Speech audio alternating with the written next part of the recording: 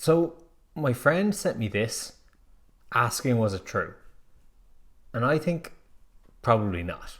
But let's explore this rumour and why the reshoots may be happening, may not be happening, and what really will end up happening. The claim here is that companies that have product placement in No Time To Die want reshoots to accommodate the fact that they have newer products out now.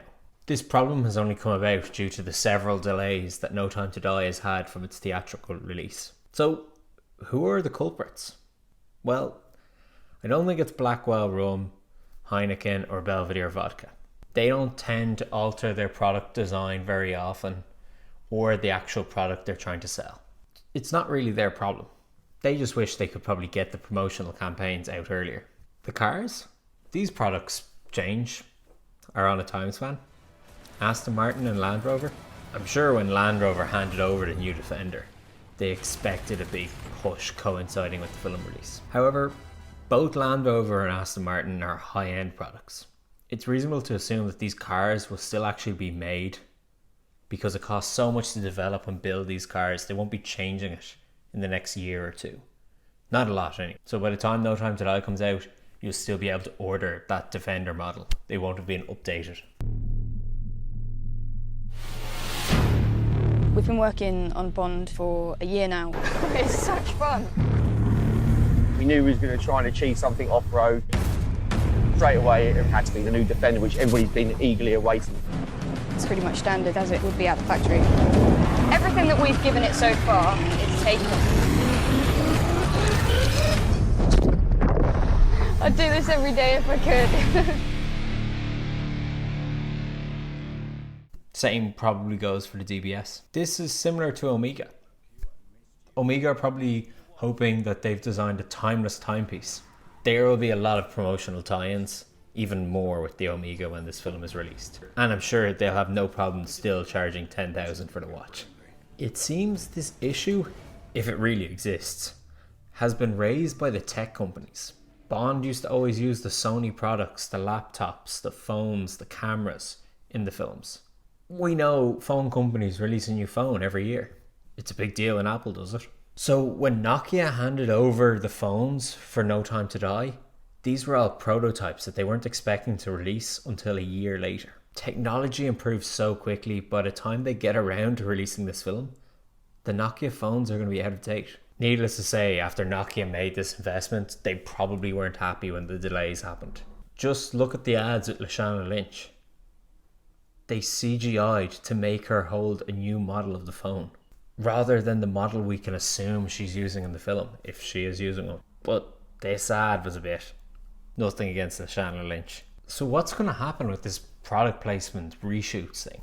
Realistically, reshoots would only have happened years ago when Sony was involved in distributing the film and it was their product. I don't think a Nokia deal has that kind of sway. Actual reshoots with the actors are very hard, if not impossible at this stage. It's 2 years later from when the principal photography happened. You'd have to reshoot scenes with product placement just to make it match a film scene shot 2 years before. It would never work. Look at Kate Mara in the Fantastic Four film. These scenes were shot like 4 months apart and they couldn't make her hair match. I know it was a wig, whatever. So what's the possibility? Where is this rumor coming from?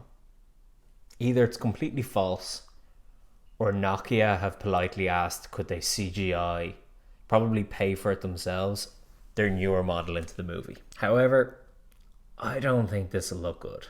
When they're CGIing Godzilla or an alien into a scene, there's usually people on set making sure they have all the correct lighting info. So when they're designing it on the computer, they know everything to try and make it look good. And sometimes it still doesn't work. So if they were doing this with a phone, they're kind of going in blind now. I say it time and time again, but our brains can tell if something is subtly off due to CGI. If they were doing it, it would have to be insert shots. Very limited interactions. Couldn't do it with a watch or clothing that has extensive screen time. But what do I think should happen?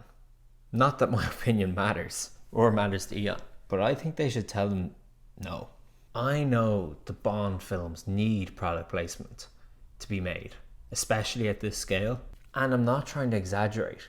If our suspension of disbelief goes out the window in an important scene, it could actually just ruin the cinematic experience.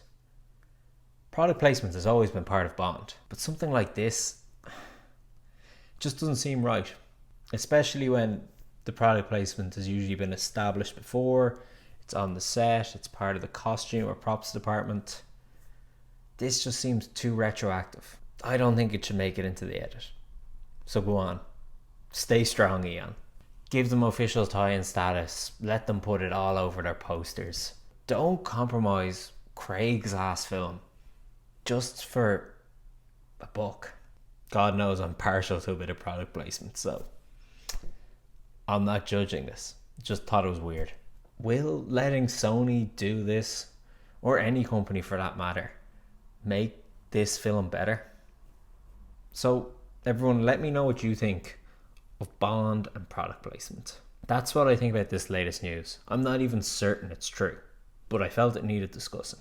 If you found this helpful, you know exactly what to do. Stay subscribed for a Bond video every single week. But for now, thanks for watching. Bye. If we don't do this, there will be nothing left to save.